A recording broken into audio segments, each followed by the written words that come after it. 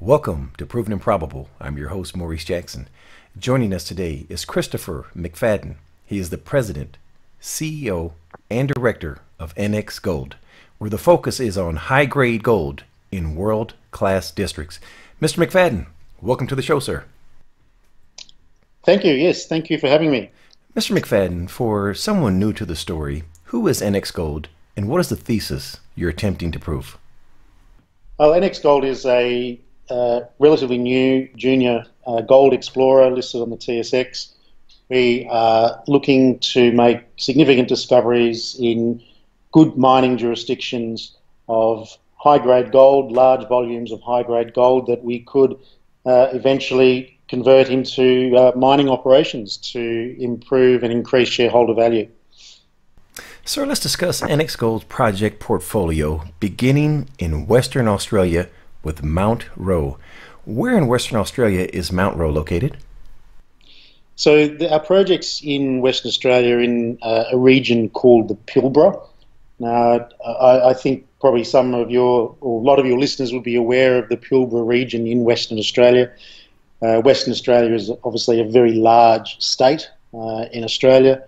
The Pilbara is, I suppose you'd say, the northern Western Australia, not quite all the way to the top. It's about 1,500 kilometres north of Perth. We're not far from the coast. There's a fairly large rural town called Karratha on the coast, and we're 30 kilometres to the south of Karratha. Now, how many hectares is Mount Roe, and what type of lithology is prevalent there? Look, it's a relatively small project area. We have 2 blocks. The total land package is 1,200 hectares. In terms of the lithology, there's lots of different basalt flows and in some cases some felsic flows that have been interpreted to be eroded and then covered with various sequences of the Roe-style sediments and basalt flows. What I say to people is that this part of the world's crust is some of the oldest rocks that are known on the planet. some of these rocks, I believe, are 2 to 3 billion years old, and it's perhaps like a bit like a deck of cards that have been shuffled and moved and changed over the time and over geological history. So it's quite a complex geological setting on our project area. Now, sir, it may be too early to determine, but would you define Mount Roe as a placer deposit? And if yes, what does that mean for shareholders? Look, it probably is too early to say. I think it's fair to say that the project area has potential for the paleoplacer style mineralisation, but it is too early to determine if it's the dominant style on the property. An interesting point, and something that will be of interest to shareholders, is that our geologists have recently been focused on an older interpreted epithermal type vein mineralisation on the property as well, that may have been the source of the recently announced stream sediment anomalies. I think it was the 8th of August we put out a release showing some of the findings of some stream sediment work that we've done, and we'll probably talk about the nuggets later on in our discussion. But we have found some what we call hackly or rough textured gold nuggets on the property, which may have come from epithermal veins. So that I think is of great interest and a strong potential for us on this project, in that we possibly have a number of different types of nuggets, and therefore types of potential sources of those nuggets. Speaking of those nuggets, do they appear to be generously sprinkled throughout Mount Roe? Look, what's very interesting is that we've been able to find nuggets in a number of places. We've been collecting them in the northeast of the project area, and also down the northwest, down the western side of a ridge. Our project has a ridge line that passes down the length of the project area, and that ridge is probably 2 kilometres or a bit longer, and we've been finding nuggets quite consistently along that ridge line, and in some pockets they seem to be a lot more concentrated. But as I mentioned previously, a number of the nuggets, particularly those in the northern areas, are these flattened, what others in the area are calling melon seed-like nuggets, and they are like a watermelon seed in terms of even their size and their shape. They're squashed and they're flat. And if you look at them very closely and look at them under a magnifying glass, you can see little divots in them where they've been pressed and pushed against little grains of sand and other material. And they do look exactly like a watermelon seed. What we've also got, and these are the nuggets we've been collecting along the western side of the project area. They tend to be rough and hackly, very different style of nugget. And I think we've got some pictures on our presentation on our website where you can see that they haven't been squished, they haven't been squashed and rolled between this other material. So that's what's making us think that perhaps they're coming out of epithermal veins, and we've been finding them hopefully close to their source. You alluded to the nuggets having the watermelon seed shape, which is alluvial. How does that factor into the thesis that this may be an extension of the Wits waterrand? Well, that's a very interesting academic argument that others in the area are leading. I mean, it would be wonderful if the Pilbara was the same as the Wits and was able to produce the same levels of gold. That would be a magnificent result. But I think it's probably too early to say that we have a similar area or similar geology or the same style or same size of region. Look, we're aligned with the thinking of our peers in the area, that the melon seed nuggets are part of what looks like potentially a marine paleoplacer system, but there's a long way to go, I think, in the work to be done in the area. It's less than 2 years since I think the comparison was first made. So I think there's a lot of academic and geological work that needs to be done first. Now, you're approximately 30 kilometers south of Karratha, a well-known mining town. Tell us about the infrastructure surrounding Mount Roe. Look, it's an absolutely fantastic place to be. My past history, I used to work at Rio Tinto many years ago, and I think those that know the mining industry will understand that the Pilbara is the home of the Australian iron ore industry, and you have 3 significant iron ore producers there: Rio Tinto, BHP, and Fortescue, as well, are producing huge volumes of iron ore out of the Pilbara. So those companies have been developing the infrastructure in Karratha and around the Pilbara region for probably 50, 60 years now. So Karratha is quite unique in my view in terms of world mining. There's a huge port there for iron ore shipments to Asia. There's a huge railway line coming in from the Rio Tinto operations, and the railway line is, as the crow flies, probably 5 or 6 kilometres from our project area. We can drive to our project area on a sealed road, except for the last 2 or 3 kilometres, which is a dirt road. Karratha is a service and infrastructure home for the Pilbara and for the iron ore industry. So there's huge numbers of service providers there, drilling companies, equipment to hire. There's a labour force, there's accommodation, there's services such as hospitals and schools, etc. So it's a wonderfully established town.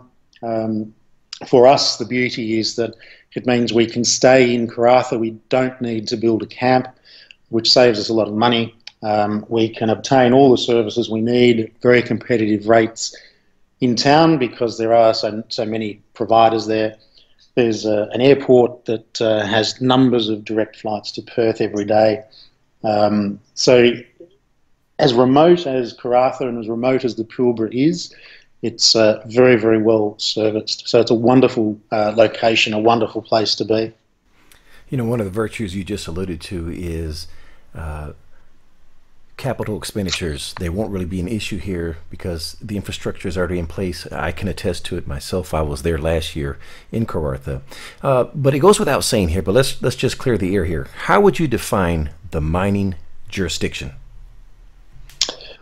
Well, it's Western Australia, one of the key mining states in Australia. At a federal level, Australia is a very safe and mining-friendly country. So the federal laws are very easy to operate in. Western Australia itself, and the state is responsible for licensing, is often listed as the top 3 to 5 mining jurisdictions in the world in terms of its security of tenure, its environmental management and other regulations. It's a great state in which to operate an exploration company. It's one of the best places in the world to be, and that's one of the thesis, if you like, of NxGold. We generally try to operate in first world countries, in good jurisdictions where it's safe, where investment is protected, where there is rule of law and a consistent and even-handed approach to regulation. How about community relations and specifically with the Indigenous people there? Yeah, again, it's given the work that's been done by the majors on the iron ore front and other explorers in the region. It's the Indigenous groups in Australia are fairly sophisticated in terms of how they consider mining and exploration. They understand the industry, and they generally work in partnership with miners and explorers. Our peers in the area making good progress with obtaining mining tenure, etc. So we expect that our engagement with the Indigenous groups will be of a similar ilk. One of the challenges, I think, in the area is that because of the recent interest in the area, there's perhaps a capacity issue and there's a lot of applications and paperwork being done. So there is a bit of a backlog, I think, in terms of the Indigenous groups' ability to deal with all the matters in front of them. But our dealings with the group so far have been excellent. We don't have any particular heritage issues on our ground that we're aware of, but we're working with the Indigenous peoples to make sure that we're operating the right way and we're not offending anybody, and that we're working with them in partnership. Please provide us with an exploration update on Mount Roe.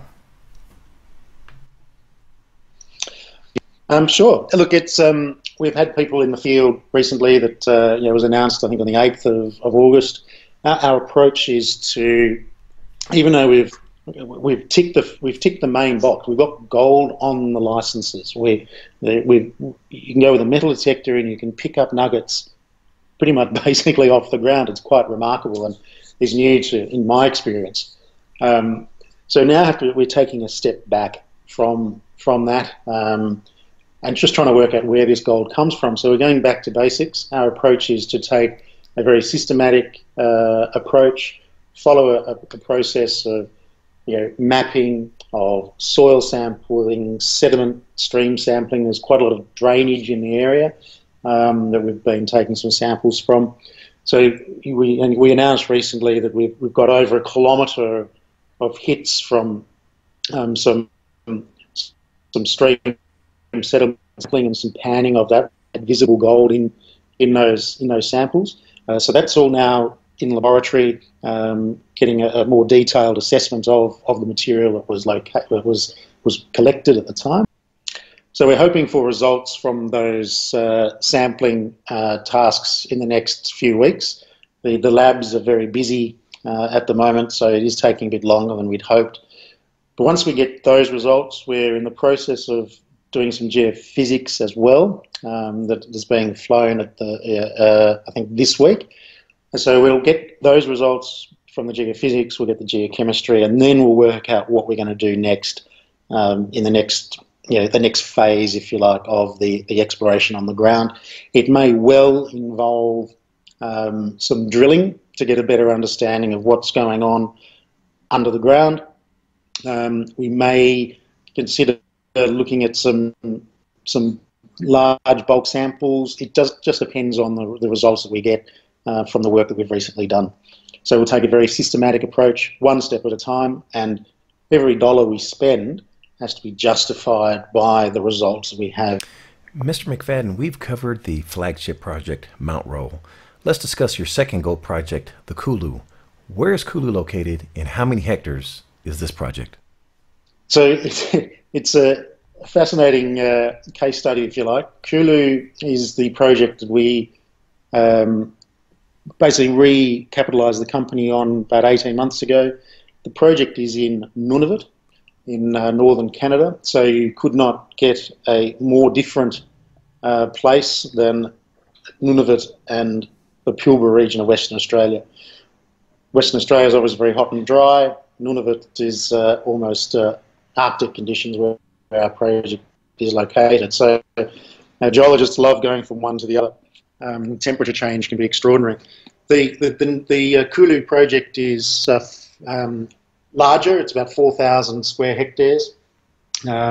It's just north, about 40 kilometres north of Rankin Inlet in Nunavut. What can you share with us regarding the lithology there? Well, the interesting part of this project and what got us so excited about it initially was that it's directly along strike from the Agnico Eagle Meliadine project that is currently being constructed and will be in operation, I think, next year, 2019. They're looking to commence production. That is a world-class deposit. It will be a significant mine producing, I believe, 400,000 to 500,000 ounces a year, possibly more. It's a large deposit, many millions of ounces at a significant grade. So we are upstrike along the fault that Meliadine is located on. And are the drills turning there? Look, they're not at the moment. We have some challenges with that project from an access point of view. We don't have a surface rights license, at this stage from the Inuit Association that's based in Rankin Inlet. We're working with them to try to obtain that. We have numbers of walk-up drill targets there. We have been able to take advantage of previous work done on the licence area and some of our own geophysics that we did last year to identify some very exciting targets where we're hoping to drill as soon as we can. But working with the local people, we've been able to identify that they are concerned about drilling during the hunting season and the impact that increased activity, particularly with helicopters and drill rigs, the impact that may have on caribou in particular and other animals that they hunt. So given the concerns that the local people have about hunting and the impact on the animals and their hunting activities, we have agreed that at this stage we will drill over winter only. We're not entirely sure yet. We're still in discussions with the local people, and we have a number of visits and meetings planned over the next few months to try to achieve that goal. But we have all the other permits that we require in order to undertake exploration activities on that licence area. Mr. McFadden, before we discuss the management team, are there any reversionary interests on these projects?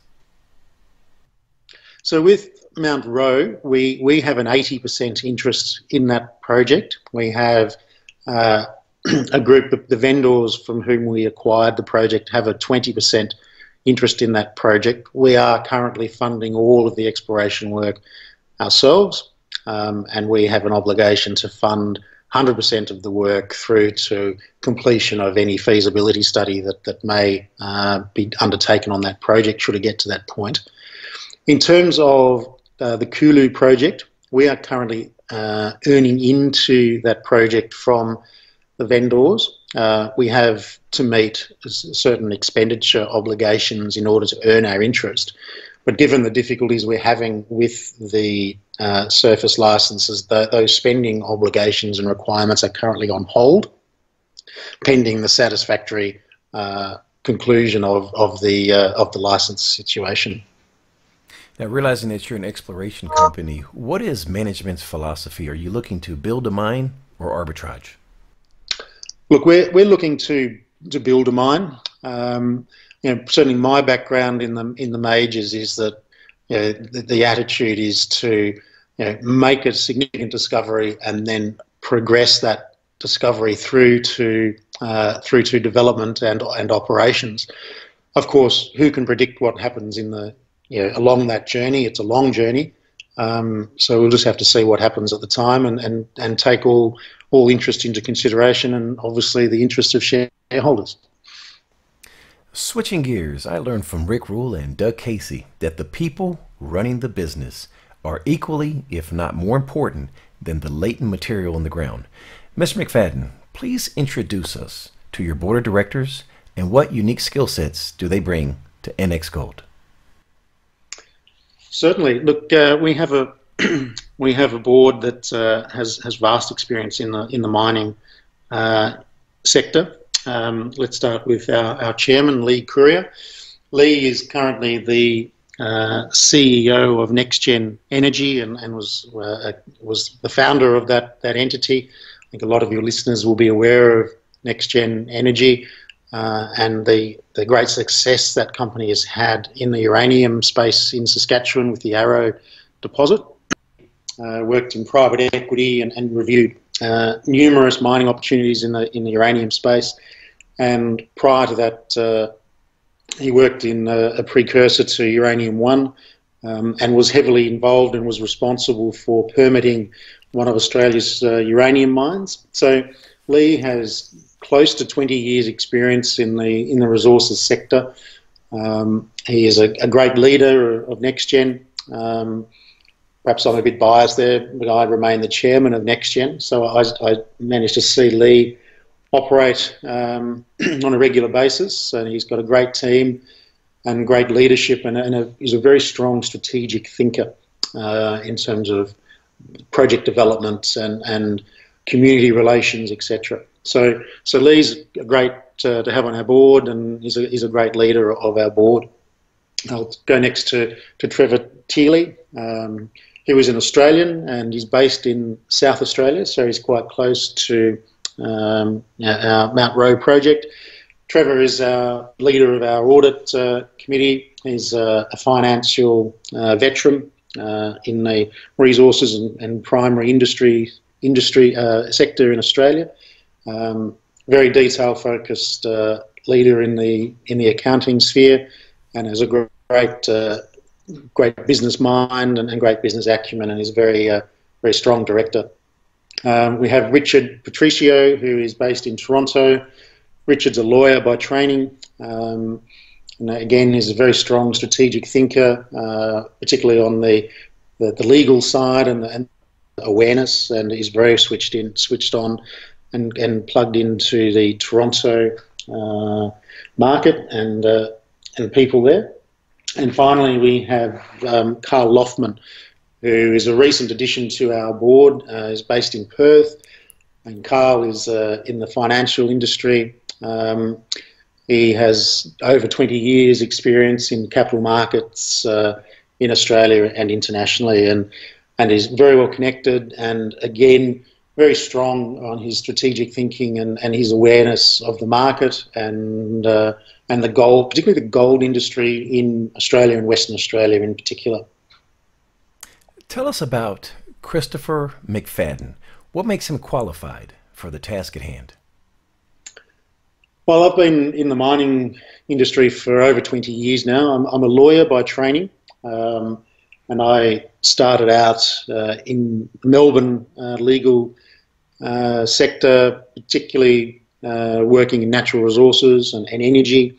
And initially I worked as an in-house lawyer with Rio Tinto in Melbourne and also in London. So in that 15 years I was with Rio Tinto, initially as a lawyer, and then for the last 7 or 8 years as a commercial general manager, leading teams to transact large acquisitions and large disposals, but also large joint ventures on the exploration sphere.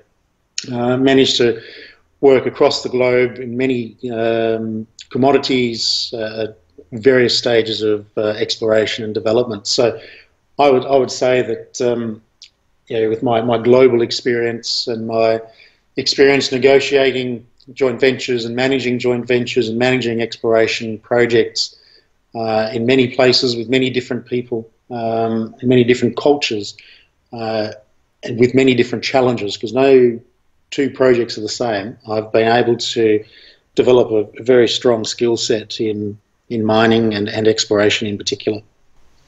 What can you share with us about the technical team?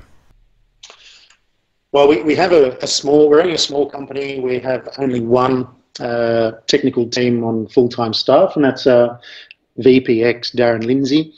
Darren is highly experienced in gold exploration around the world, with particular experience in northern Canada and Nunavut in particular.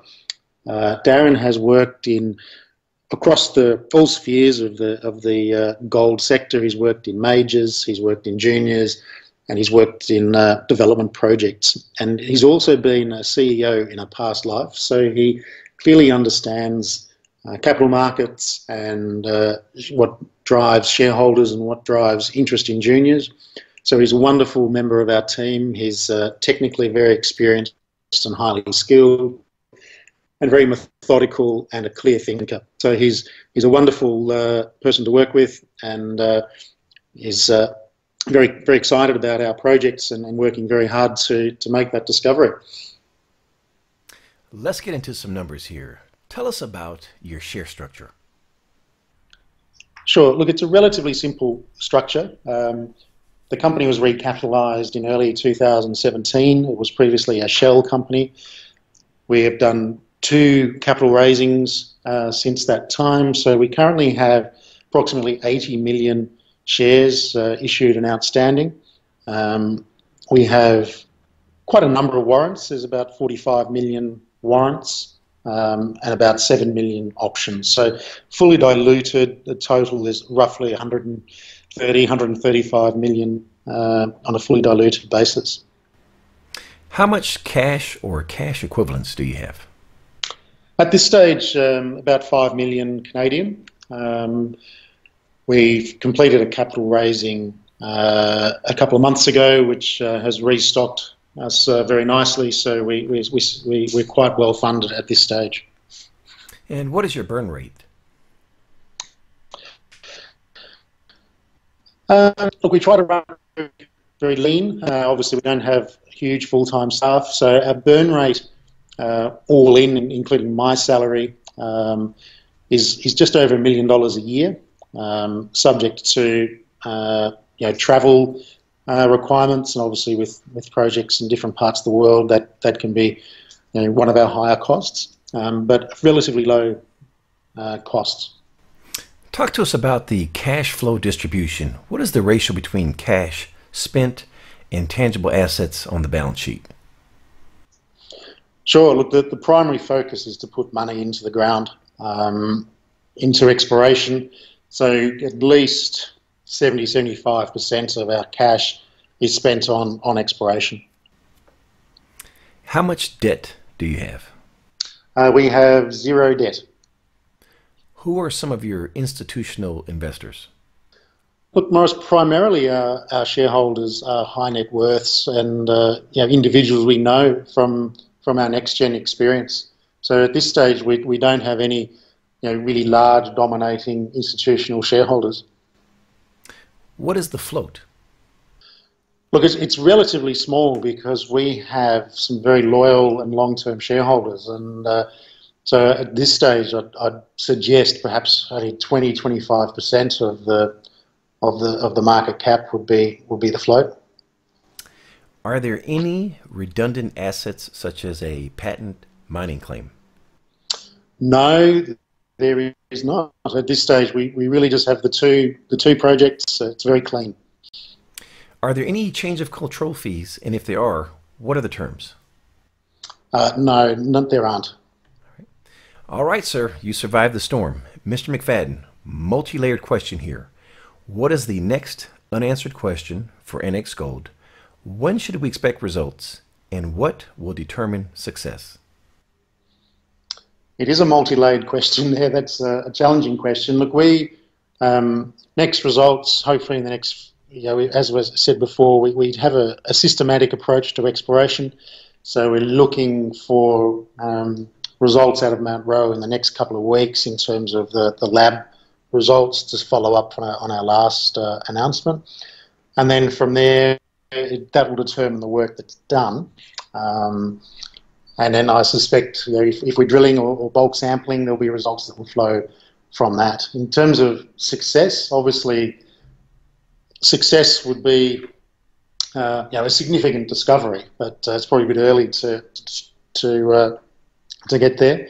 If we're drilling, success will be a better understanding of our geological setting, and if we are pursuing those epithermal veins, well, then if we can make some hits with those, that would be incredibly successful and very powerful. Mr. McFadden, we've covered the good. What keeps you up at night that we don't know about? Look, as a long-term mining person, one thing that does keep me up at night, obviously, is safety. When we get people in helicopters or working heavy machinery, that's obviously a consistent stress. The big one for me is Kulu and getting land access there. That is one that is very important to us because that is a significant project with great potential. That's what keeps me awake at night, other than the constant concern about share price and share performance, which I think is a minute-by-minute concern for every mining industry professional. And last question, what did I forget to ask?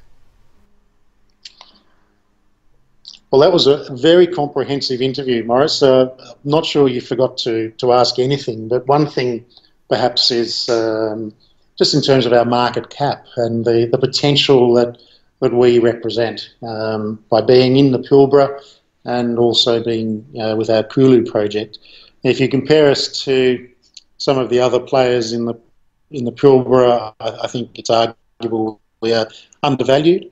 So with success, I think there's great potential for our market cap to rise significantly. So I think that's where the interest probably lies in our company, and the opportunity that our current relatively low share price represents. Mr. McFadden, for someone listening that wants to get more information on NxGold, please share the contact details. I think the best place to start would be our website, www.nxgold.ca. We have our corporate presentation on the website. You can access. We obviously have access to past results, and we have profiles of our directors and senior management there as well. And hopefully it's comprehensive and easy for prospective investors and those that are interested to follow. And as a reminder, NxGold trades on the TSXV symbol NXN. Again, that symbol is NXN. For direct inquiries, please contact Travis McPherson at 604-816-2686. That number again is 604-816-2686. And he may also be reached at tmcpherson@nxgold.ca. And as a reminder for our listeners, NxGold is a sponsor of Proven and Probable. And last but not least, please visit our website, provenandprobable.com, where we interview the most respected names in the natural resource space. You may reach us at contact@provenandprobable.com. Christopher McFadden of NxGold, thank you for joining us today on Proven and Probable. Excellent. Thanks, Morris. That was great. Thank you for joining us today on Proven and Probable. Remember to like and subscribe for more conversations with the most respected names in the natural resource space. Check out our website at www.provenandprobable.com. The information presented on Proven and Probable is provided for educational and informational purposes only, without any express or implied warranty of any kind, including warranties of accuracy, completeness, or fitness for any particular purpose. The information is not intended to be and does not constitute financial, investment, or trading advice, or any other advice. You should not make any financial, investment, or trading decision based on any of the information presented without first undertaking independent due diligence and consultation with a professional broker or competent financial advisor.